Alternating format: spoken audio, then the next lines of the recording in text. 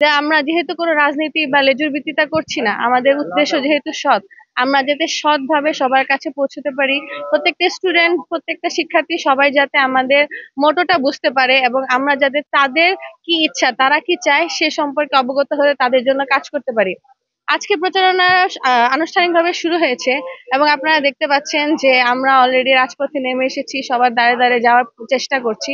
আশা করি প্রথম দিন যেরকম সাড়া পাচ্ছি বাকি দিনগুলো তো একই রকম সাড়া পাবো এবং সবার দোয়া এবং ভোট আমরা পাবো ইনশাল্লাহ।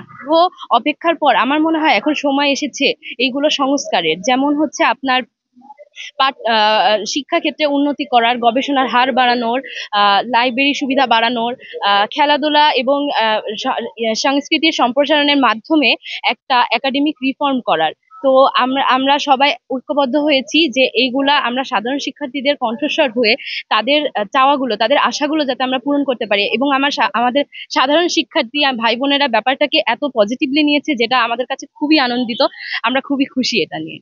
আমি একজন দৃষ্টি প্রতিবন্ধী শিক্ষার্থী, সেই জায়গা থেকে আমার কাছে মনে হয়েছে যে সাধারণ শিক্ষার্থীদের পাশাপাশি যারা বিভিন্ন ডিসেবিলিটি নিয়ে কাজ করছে বা ডিসেবিলিটি আছে যাদের মধ্যে, তাদের এডুকেশন এবং হচ্ছে অন্যান্য জব সেক্টর এবং অন্যান্য যে কার্যক্রমগুলো আছে, তারা বিভিন্নভাবে পিছিয়ে আছে এবং সেটা গভর্নমেন্ট থেকে বলেন বা প্রাইভেট সেক্টরে বলেন, তাদের যে জায়গাগুলো, তারা যে পলিটিক্যালি অ্যাওয়ার, তাদের মধ্যে যে পলিটিক্যাল যে লার্নিংটা আছে এবং তারাও যে মানে একইভাবে একই অঙ্গীকারে কাজ করতে পারে এবং তারাও যে 10 জনের একজন হিসেবে কাজ করতে পারে, সেই জায়গাটা মানে বাংলাদেশের প্রেক্ষাপটে এখনো গড়ে ওঠেনি।